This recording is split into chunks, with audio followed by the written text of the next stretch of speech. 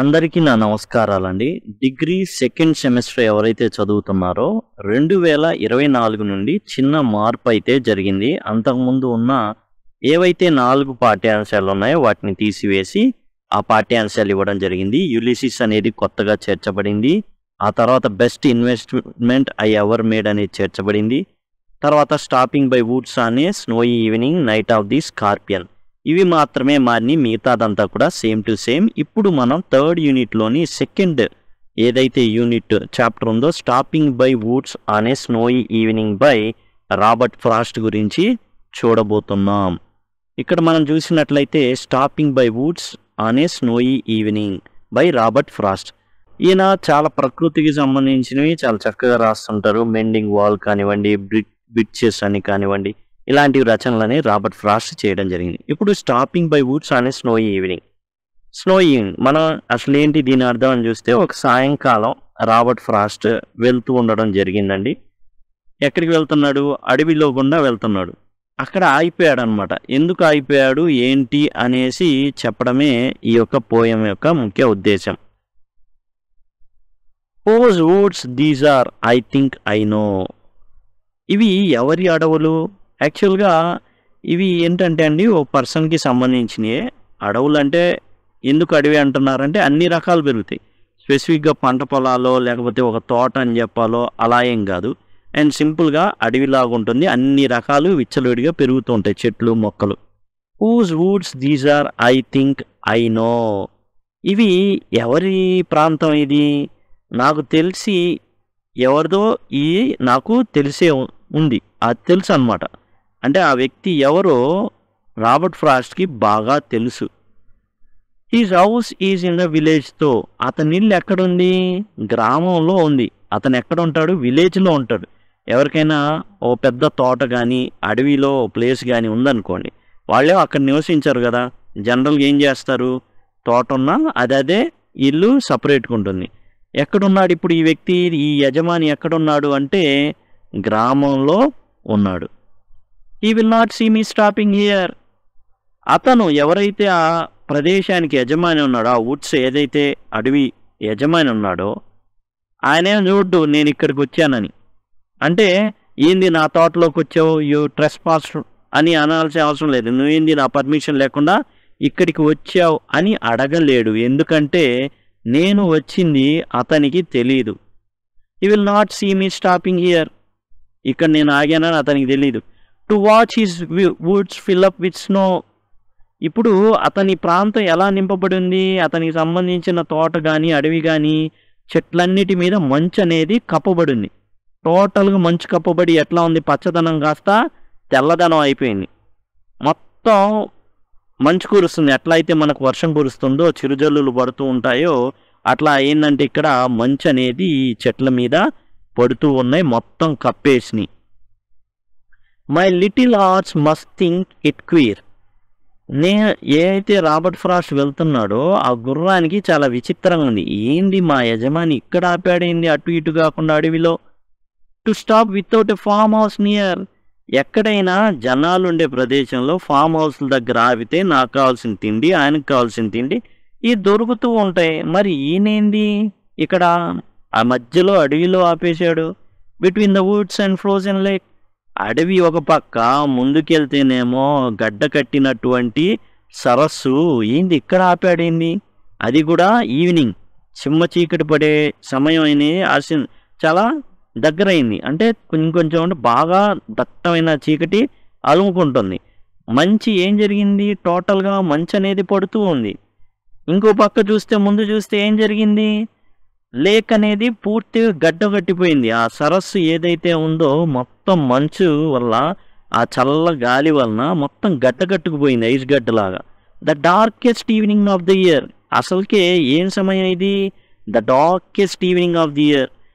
ఆ సంవత్సరంలోనే దట్టంగా చిమ్మ చీకటి ఎక్కువ టైం ఉండేటటువంటి సమయం అది. కొన్ని సమయాల్లో కొన్ని రోజులు ఎలా ఉంటుందంటే పగలు ఎక్కువగా ఉంటుంది, రాత్రి నిడివి తక్కువ ఉంటుంది. ఇంకొన్ని సమయాల్లో రాత్రి నిడివి ఎక్కువగా ఉంటుంది, పగలు నిడివి తక్కువగా ఉంటుందన్నమాట. అట్లాంటి రోజు ఇక్కడ ఏ రోజంటే రాత్రి నిడివి ఎక్కువగా ఉన్నటువంటి రోజు అసలుకే ఇది అనేసి ఎవరు అనుకుంటున్నారు? గుర్రం అనుకుంటుందేమోనని దాని యజమాని అయిన రాబర్ట్ ఫ్రాస్ట్ అనుకుంటున్నాడు. My little heart must think it queer. దానికి విచిత్రంగా ఉండొచ్చు. ఏంది మా యజమాని ఏంది ఫామ్ హౌస్ దగ్గర ఆపకుండా ఇక్కడ అడవిలో ఇంత చిమ్మ చీకటి ప్రాంతంలో ఆపేశాడు? ముందుకెళ్తే గడ్డ కట్టినటువంటి సరస్సు ఉంది, ఏంది ఇలా ఆపేశాడు? హీ గివ్స్ హీజ్ ఆనెస్ట్ బిల్స్ ఏ షేక్. వెంటనే గుర్రం ఏం చేసింది, దానికి గంట కడతారు కదా, ఆ గంట కట్టి ఉంటుంది కదా, గంట కట్టి ఉంటుంది గుర్రానికి, మెడకి గంట కట్టి ఉంటుంది, ఏదైతే లాగుతూ ఉంటారో గుర్రానికి అది దానికి గంట ఉంటుంది అనమాట. ఆ గంటను మోగించింది. ఏ యజమాని గారు నిద్రపోతానన్నేమైనా ఇక్కడ ఆపేశారా పొరపాటున? To ask if there is some mistake. యజమాని గారు ఏమన్నా నన్ను పొరపాటున ఇక్కడ ఆపేశారండి? నిద్రపోతున్నారా? ఏం జరిగింది మీకు? ఏమైనా కనబడిందా ఏంది చెప్పండి. The only other sounds the sweep of easy win and Downey flake. ఏం జరుగుతుంది? ప్రశాంతంగా ఉందండి, ఎవ్వరి చప్పుడు లేదు, ఏ చప్పుడు వినవట్లేదు, కేవలం గాలి వెళ్ళేటటువంటి సౌండ్ మాత్రం. The only other sound is, అసలు ఏ సౌండ్ వినపడట్లా, ఒకే ఒక్క సౌండ్ వినపడుతుంది. చాలా చాలా ఎట్లా ఉందంటే ఏ సౌండ్ లేకపోతే కొంచెం భయంకరంగా కూడా ఉంటుంది. ద స్వీప్, గాలి ఏదైతే వీస్తుందో, of easy wind, sweep of easy wind, గాలి అనేది వీస్తూ ఉంది. ఆ వీస్తున్నటువంటి గాలి యొక్క శబ్దం మాత్రమే వినబడుతుంది. అట్లానే డౌనీ ఫ్లేక్, ఏదైతే మంచు పడుతూ ఉందో ఆ మంచు చెట్టు మీద పడి జారి కొన్ని చోట్ల కింద పడిపోతుంది, కొన్ని చోట్ల ఆ నీళ్లు గడ్డ కట్టుకుపోయి చెట్ల మీద అట్లా కారుతా, అంటే ఈ చెట్లు ఉన్నాయి కదండి, ఆ చెట్ల మీద ఏముంటుంది, మంచు అనేది పడింది. కొన్నిసార్లు పడి ఏమైందంటే కొంచెం మంచు అట్లా జారి కింద పడిద్ది అనమాట, ఆ శబ్దం downy flake. The woods are lovely dark and deep. అసలు ఆ అడవి అనేది ఎలా ఉందో తెలుసా? చాలా చాలా చాలా బాగుంది. అండ్ అట్లానే ఎలా ఉంది అంటే చీకటి పడుతుంది, చీకటిగా అవుతుంది, మధ్య మధ్యలో పచ్చదనం అయితే కలిసిపోద్ది చీకటిలో. కానీ ఇక్కడ జరుగుతుంది ఏంటంటే ఆ యొక్క మంచు పడడం వల్ల అవన్నీ కూడా గడ్డ కట్టుకుపోయి తెల్లటి స్ఫటికాల్లాగా ఉన్నాయి. అలానే డీప్, అడవులు ఎలా ఉంటాయి, డీప్గానే ఉంటాయి. జనరల్గా చీమలు దూరని చిట్టడివి, కాకులు దూరని కారడివి అంటుంటారు. But I have promises to keep. కానీ రాబర్ట్ ఫ్రాస్ట్కి ఏం జరిగిందంటే ఆ చెట్లు ఉన్నాయి, అండ్ చక్కని ప్రకృతి ఉంది, అండ్ ఆ యొక్క గాలి శబ్దం కానివ్వండి, పడేటటువంటి ఫ్లేక్స్ కాని ఆ శబ్దాలు కానివ్వండి, అవన్నీ చూస్తూ ఉంటే ప్రశాంతంగా ఉంది, హాయిగా ఉంది, అక్కడే ఉండిపోవాలనిపిస్తుంది. గుర్రం కూడా అలర్ట్ చేస్తుంది, గురువుగారు ఏంటి నిద్రపోతున్నారా, పొరపాటున ఇక్కడ ఆపారా, ఫామ్ హౌస్ దగ్గర ఆపిన, కొంచెం తినేని నేను, మీరు తినేవాళ్ళు ఏంది ఇక్కడ ఆపారేంటి, ముందు చూస్తే ఏముంది, గడ్డ కట్టినటువంటి సరస్సు ఉంది, ఏమీ లేదు, ఇదేమో అడవి, మనం తొందరగా బయలుదేరాలి అని అన్నట్టుగా గుర్రం అనుకుంటుందని రాబర్ట్ ఫ్రాస్ట్ అనుకోవడం. అయితే రాబర్ట్ ఫ్రాస్ట్కి వెంటనే తన జీవిత కర్తవ్యాలు గుర్తుకొచ్చినాయి. But I have promises to keep. కానీ నేను కొన్ని వాగ్దానాలు నెరవేర్చుకోవాలి. And miles to go before I sleep.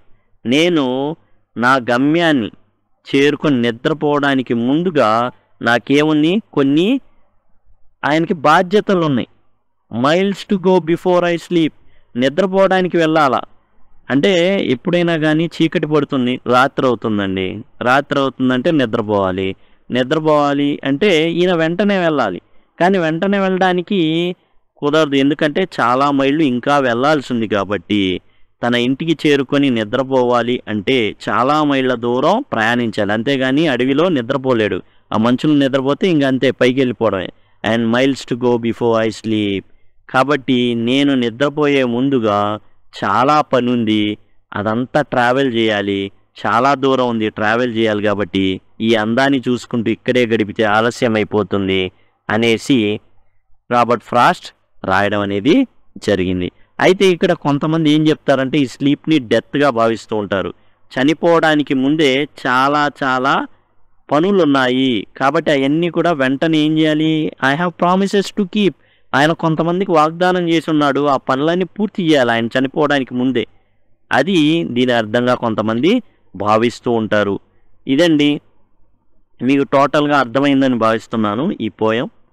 Stopping by Woods on a స్నోయి evening. మంచు కురిసేటటువంటి ఒక సాయంకాలాన అడవిలో ఆగిపోవడం గురించి రాబర్ట్ ఫ్రాస్ట్ చెప్పినటువంటిది.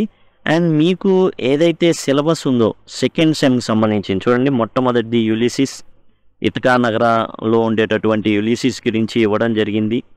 ఆ తర్వాత conversion of words, one word substitutes, calculations, Florence Nightingale, skimming and scanning, night train at Deoli, ఇవన్నీ కూడా మీకు ఆల్రెడీ అన్నీ కూడా నోటీసు. ఇవన్నీ చాలా తక్కువ సమయం అండి, 8 నిమిషాలు, 5 నిమిషాలు, 6 నిమిషాలే ఈ నోటీస్ అయితే. ఇంకా వివరంగా తెలుసుకోవాలంటే 8 నిమిషాలు, ఇంకొన్ని ఎక్సర్సైజ్లు 10 నిమిషాలు. ఆ విధంగా మీకు ఈజీగా ప్రతిదీ కూడా చాలా తక్కువ సమయంలో వివరంగా ఇవ్వబడ్డాయి.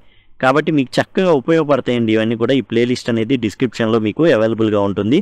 లేకపోతే లింక్ అని జనరల్గా అడిగినట్లయితే, లింక్ అని కామెంట్ సెక్షన్లో అడిగినట్లయితే మీకు సెకండ్ సెమ్ లింక్ అనేది నీకు ప్రొవైడ్ చేస్తాను. Thank you, thanks a lot.